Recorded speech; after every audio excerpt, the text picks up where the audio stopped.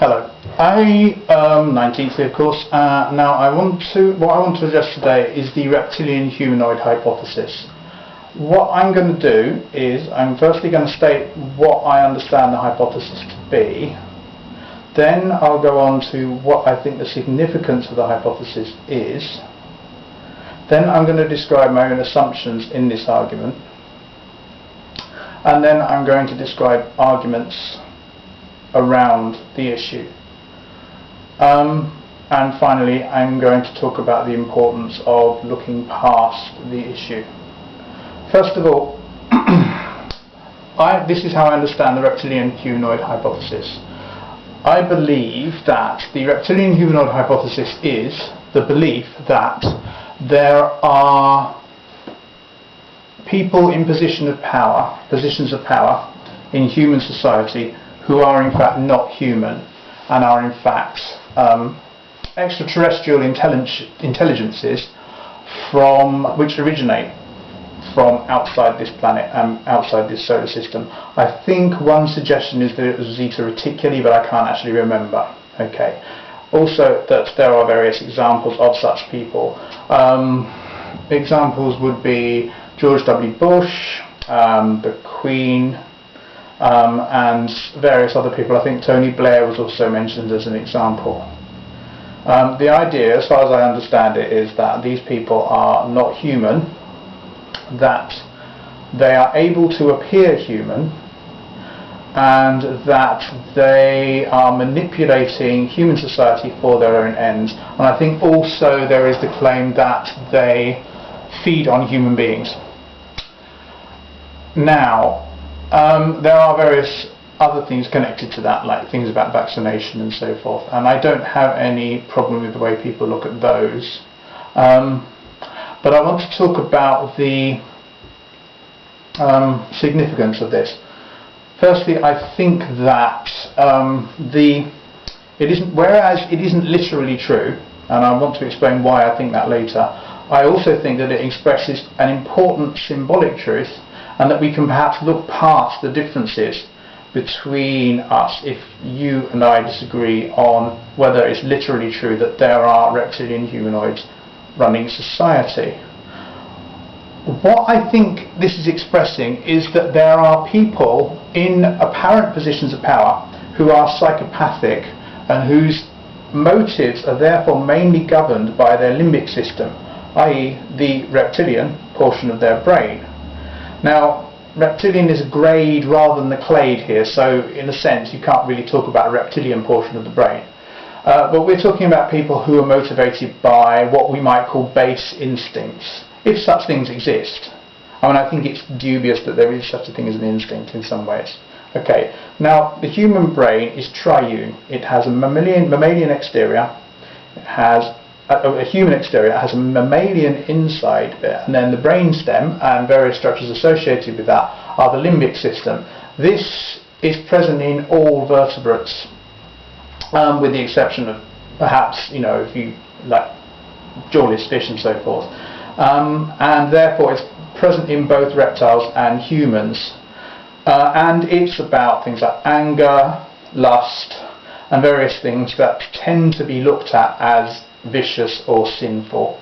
Now, I do think it's true that there are people who are psychopathic, who don't have a strong capacity for empathy, who are able to put themselves in particular positions in society which give them a lot of influence, and that these people are, symbolically speaking, metaphorically speaking, reptilian humanoids. I don't, however, believe they are literally reptilian humanoid, and I would also question how useful that belief is. Okay, now I just want to talk about my own assumptions in this argument. For the sake of this argument, this doesn't mean I actually literally believe what I'm saying either. I want to say that I don't wish to argue about the possibility of whether there are other tool-using cultures in the universe, and I don't wish to argue about whether those tool-using cultures include organisms whose life functions are based on chemistry. I think that I'm going to take that as read, that there are other tool-using civilizations in the universe and that they don't originate from the solar system. I now want to explain why I don't think it's literally true. One reason I don't think it's literally true is that our DNA is very similar, relatively similar to that of other organisms on this planet, as is the DNA of other organisms on this planet. They are all fairly similar to each other. There are a few exceptions. For example, the measles virus uses different base pairs and that sort of thing. But on the whole, there's a lot of similarity and there's continuity in the genes.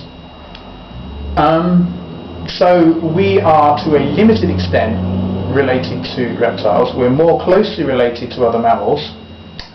And when people have got into particular situations, like for example Ronald Reagan's assassination attempt, assuming that he was a reptilian humanoid, this would have been discovered by the doctors. So you then have to assume that all the staff involved in his treatment would also have to be involved in this conspiracy. As well, you have to take into account that our DNA is very similar and has not been significantly modified from that of other mammals, and somewhat less similar, but still fairly similar to that of other reptiles. There is continuity there.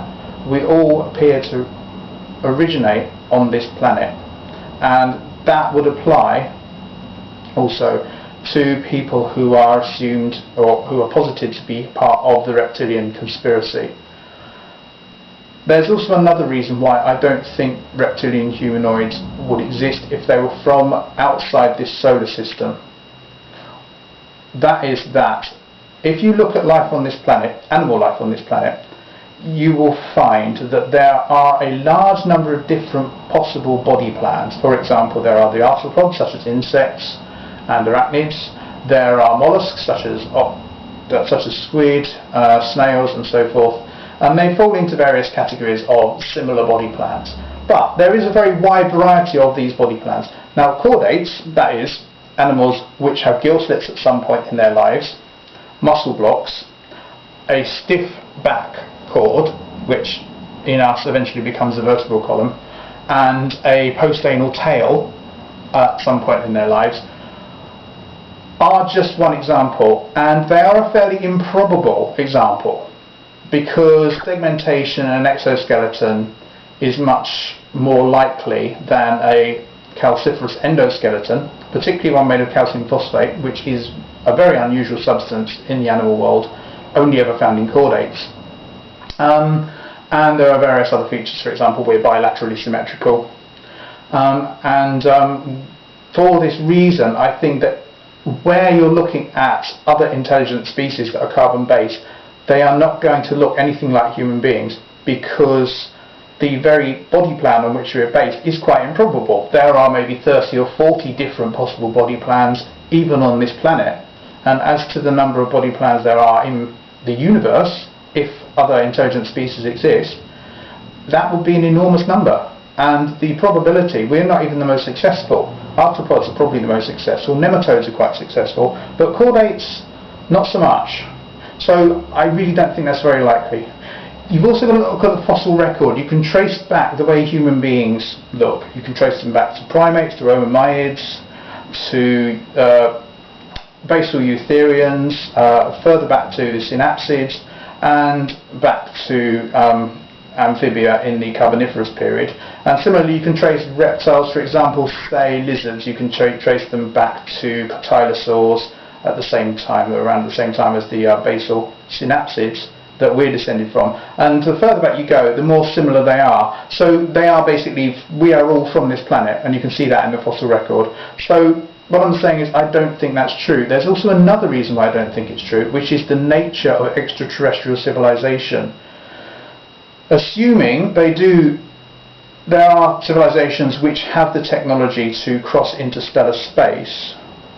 Think about what's happened in human history recently. We have invented weapons of mass destruction. We have invented various forms of technology which could easily destroy us if we're not careful. The result of the existence of, for example, nuclear weapons is that we have to invent another way of being towards each other, or we will become extinct. If you're talking about a civilization that is able to produce something like an engine which can cross light years, that is a weapon, potentially. If a civilization exists with such weapons, with such technology which can be used as weapons, it will use them as weapons, or it will be peaceful. There isn't any other alternative. Those are the alternatives. It will be a civilization that either destroys itself before it achieves interstellar travel, or it will be a civilization that is peaceful and will achieve interstellar travel. You've also got to look at the geological past. There may be evidence of other cultures having visited this planet before humans evolved. But the fact that we were able to evolve suggests that the universe is sufficiently stable in terms of extraterrestrial civilizations, if they exist, that this planet is not going to get damaged enough to prevent our evolution. So I would say that if extraterrestrial civilizations exist, the fact that we evolved at all strongly suggests that they're peaceful. Now, I also think it's important to look past this, because we have a lot of common ground here. For example, I'm opposed to the way vaccination is currently performed. I am unhappy about surveillance society. I'm unhappy about various curtailment of freedom. All of that is fine. Totally agree with you there. But connecting it to a reptilian hypothesis is not helpful from the point of view of persuasion, because people will not agree with you. But it doesn't matter, because symbolically speaking, you can look at it as true. The metaphor is a useful one. And also, if we're able to look past these beliefs, we can work together in order to overcome the current problems with civilization on this planet. So we don't need to think about the reptilian hypothesis as such. But we also mustn't be at loggerheads with each other. We mustn't oppose each other. Just because I don't literally believe it's true doesn't make me your enemy. I can still cooperate with you on other issues, because those issues are the real point.